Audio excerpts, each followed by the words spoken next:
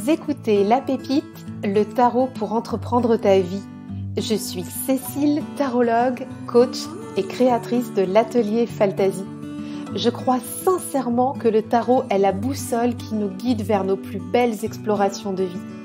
Dans ce podcast, je vous propose d'embarquer vers vos contrées inexplorées en compagnie des cartes, de la créativité, de la magie des saisons et de l'entrepreneuriat de vie. Bienvenue sur La Pépite.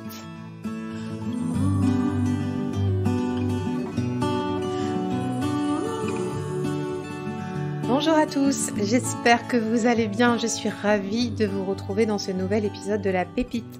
Et aujourd'hui, j'avais envie de plonger avec vous dans un format qu'on n'a jamais encore trop expérimenté sur le podcast. C'est d'aller chercher un tarot et puis de pouvoir nous plonger dans les cartes et de réfléchir à des thèmes donnés. Et aujourd'hui, je profite que nous parlons actuellement de la boussole saisonnière sur Faltasie, parce que si tu ne le sais pas encore, la boussole saisonnière reprend du service parce que l'automne arrive, aujourd'hui même, et qu'à chaque changement de saison, je te propose une boussole saisonnière pour t'accompagner donc dans cette nouvelle saison avec des énergies, donc en l'occurrence de l'énergétique chinoise, des plantes médicinales, du tarot. Donc c'est un peu l'actualité du moment à l'atelier. D'ailleurs, si ça t'intéresse, pour t'inscrire et nous rejoindre, je te mets le lien en note de l'épisode, comme ça tu auras toutes les infos. Il y a des ateliers qui sont prévus, notamment le 1er octobre et probablement la semaine d'après. Donc tu auras tout en lien de l'épisode. Et donc, je profite de cette boussole saisonnière qui arrive là pour l'automne pour te parler des saisons et du temps dans le tarot. Parce que c'est des choses dont j'entends pas beaucoup parler quand on est avec nos cartes. On parle beaucoup de tarot introspectif, de guidance ou autre. Mais à la base, moi quand j'ai appris le tarot, c'était du tarot de Marseille et puis aussi du divinatoire, tu vois. Donc là, ce que j'ai entre les mains, c'est que j'ai un tarot de Marseille. Pour faire l'épisode, j'ai pris le tarot de l'unité de Hélène Huck et Agi Dirty-Stein, que j'aime beaucoup, beaucoup. J'adore ce jeu. Donc j'ai 22 arcanes majeurs en main. Et l'idée, c'est qu'on puisse aller ensemble explorer un petit peu le temps dans le tarot avec les cartes. Donc les saisons, les moments forts de l'année, éventuellement les étapes du jour ou de la nuit. Et je vais te partager un petit peu comment moi je lis les cartes quand je dois poser des questions de type temporalité au tarot. Alors on a des cartes qui sont vraiment très simple à comprendre pour le coup. Donc si ça te dit, tu peux aussi aller chercher un tarot, tu prends celui que tu veux. Moi j'ai choisi un Marseille, mais tu peux tout à fait te rapprocher d'un tarot Rider-Waite-Smith. Tout est ok, bien sûr. Donc la carte la plus simple à comprendre, tu vois, quand tu vas commencer un tirage et que tu vas poser des questions liées au temps, ça va être le soleil. Le soleil, pour moi, il représente l'été. Donc, si dans ton protocole de tirage, si tu cherches à avoir un indice, une indication sur une date ou sur une période de l'année, je t'invite déjà à être très clair dans la façon de formuler ta question, dans la façon dont tu vas lire les cartes. Et puis, s'il y a les cartes dont on va parler là qui sortent, ça peut te donner des indications de temps. Donc, par exemple, pour en revenir à notre soleil, c'est tout simple, c'est l'été. C'est là où le soleil est à son plus haut, où il fait chaud, le soleil rayonne. Voilà, donc c'est tout simple à comprendre. Ensuite, pour l'hiver, il y a deux cartes en réalité que je regarde quand je fais des tirages où je demande des indications de temps. Alors la première, qui est peut-être la plus simple à comprendre, c'est la lune, bien qu'elle puisse paraître un petit peu mystérieuse et obscure, mais la lune, il fait nuit. On est clairement dans la carte de la lune, dans la période sombre au propre et au figuré. Donc effectivement, si on se pose une question au niveau du temps et que la lune sort, on peut se dire qu'il y a une notion d'indication avec l'hiver. Moi, j'ai une autre carte aussi qui me fait penser à l'hiver dans les tirages, c'est la papesse. Pourquoi? Parce que la papesse, tu vois, moi je la vois vraiment, donc c'est la grande prêtresse, hein, si t'as un Rider Waite Smith. La papesse, en fait, je la vois comme un moment aussi de retrait, de repli, comme cette nature qui est endormie, mais qui en coulisses s'active, qui en coulisses en fait prépare la suite. Pour moi, la papesse, c'est comme une retraite au couvent. C'est pas parce qu'on est en retraite qu'on ne fait rien. Et en fait, cette carte-là, elle vaut aussi indication d'hiver dans mes tirages si je la tire. Voilà. Donc voilà, il y a 2 cartes d'hiver. Il y a une autre carte aussi qui est intéressante pour la période sombre et que je relis à l'automne pour le coup. Et donc là, nous partons en automne hein, à partir d'aujourd'hui. C'est l'ermite. Pour moi, l'ermite, c'est la carte de l'automne. Alors bien sûr, mes interprétations de cartes, elles me sont très personnelles. Quand je tire les cartes du tarot, j'ai mon propre protocole à moi. Et donc, c'est vrai que comme ces cartes-là font résonance en fonction des saisons que j'y ai associées, ça va être mon protocole, mais si toi, tu as d'autres cartes en résonance avec d'autres saisons, c'est tout à fait OK. L'ermite, symbole de l'automne. Pourquoi? Parce qu'en fait, il a sa petite loupiote. L'automne, tu sais, c'est la période qui glisse doucement entre l'été et l'hiver, où en fait on se met en retrait petit à petit, guidé par l'étincelle, par la flamme, par la lumière qui reste de l'été. Et pour moi, c'est ça aussi, et c'est la sagesse aussi d'avoir été dans l'abondance de l'été, avec tout ce que la nature nous offre à profusion, et puis d'avoir, oui, justement, cette sagesse de se dire il est nécessaire d'avoir un temps de retrait, d'avoir un temps de vie intérieure pour recommencer un nouveau cycle, pour aller vers ce temps intérieur et recommencer ce nouveau cycle. Et pour moi, l'ermite, il fait référence à ça, parce qu'il est en activité aussi, hein, comme en automne, il y a beaucoup d'activités, les feuilles qui tombent. En fait, c'est quand tu fais de la reliance à la nature que que tu peux comprendre aussi ça. C'est-à-dire que la nature, elle se met en mouvement aussi pour se mettre en retrait. Et l'ermite du tarot, pour moi, il est aussi un peu comme ça. Tu sais, c'est un peu le vieux sage qu'on va voir avec sa lanterne, mais c'est aussi nous, on prend notre petite loupiote là, et puis on va se mettre en retrait. Et c'est cette étincelle qui fait la jonction entre la lumière fastueuse de l'été et le soleil polaire du nord. Voilà. Il y a aussi une autre carte qui peut, pour moi, symboliser le printemps. C'est l'impératrice. Alors l'impératrice, attends, j'ai besoin d'avoir la carte sous les yeux. Même si je la connais bien, mais j'aime bien avoir la carte. Attends, je suis en train de la chercher. L'impératrice, elle en fait, ouais, pour moi, elle peut être symbole du printemps parce que elle est florissante à ses pieds. Il y a des jeunes pousses. Il y a aussi cette idée de gestation. Alors oui, au printemps, il y a les premières fleurs des arbres qui sortent, les fruits sont pas encore mûrs, ça monte, ça monte, ça monte. Et pour moi, l'impératrice, c'est ça aussi, avec cette idée de floraison, de gestation. Il y a des cartes, tu sais, où elle est représentée avec on voit un petit peu un ventre qui se dessine comme s'il y avait un projet à venir, une nouvelle naissance de quelque chose qui arrive. Et en fait, c'est tout le propos du printemps. Selon mon point de vue, c'est-à-dire que la nature se met en route très très très très fort pour aller justement sortir les fruits des arbres, même au niveau des légumes de printemps ou autres. Et puis finalement, c'est en fin de printemps et à l'été qu'on va pouvoir faire les récoltes. Et cette impératrice, elle fait aussi pour moi la jonction avec ces jeunes pousses à ses pieds et puis ce temps de gestation qu'elle induit. Alors après, il y a des petites subtilités aussi quand tu fais tes tirages. Là, je vais pas rentrer dans le détail des cartes rapides ou des cartes lentes parce que le propos de l'épisode, c'est vraiment de t'emmener sur les temps forts de l'année. Et donc des petites subtilités qui peuvent être intéressantes aussi. Par exemple, si tu as besoin d'une indication plus précise et que tu sors dans un tirage le soleil et le pape, bah, tu pourrais te dire tout à fait que c'est une fête religieuse en été. Et donc, ça pourrait être, pourquoi pas, le 15 août, tu vois. Ça peut être ça. quand les cartes sont côte à côte et que ça fait sens, ça peut être ça. Ça peut être aussi, dans le sens inverse, la fête religieuse en hiver. Donc du coup, ça pourrait être quoi? Ça pourrait être le pape associé avec la lune, ou alors le pape associé avec la grande prêtresse.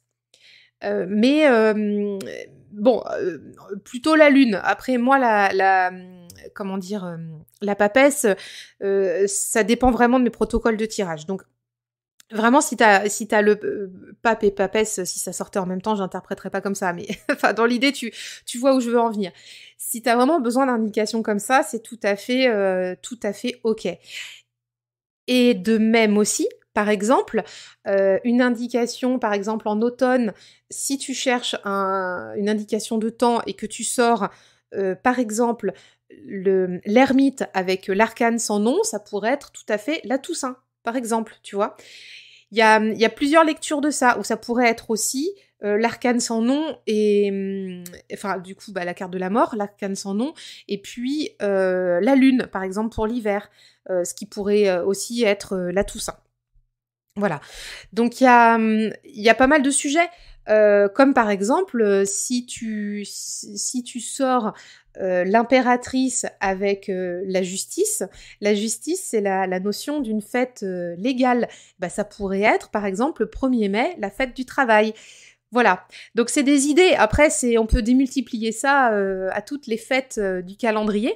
Ça peut être aussi un petit exercice sympa à faire si tu as envie de t'entraîner avec tes 22 arcades majeures du tarot, de remettre en fait chaque fête en face d'arcane, au singulier ou au pluriel, pour te faire ton calendrier. Voilà. Et il y a aussi des moments de temps qui sont plus courts que des moments du calendrier. Par exemple, un truc tout bête, pour symboliser le jour, on va prendre le soleil parce que c'est là où il fait jour, et pour symboliser la nuit, on va prendre la carte de la lune parce que c'est là où il fait nuit. C'est très très simple, hein.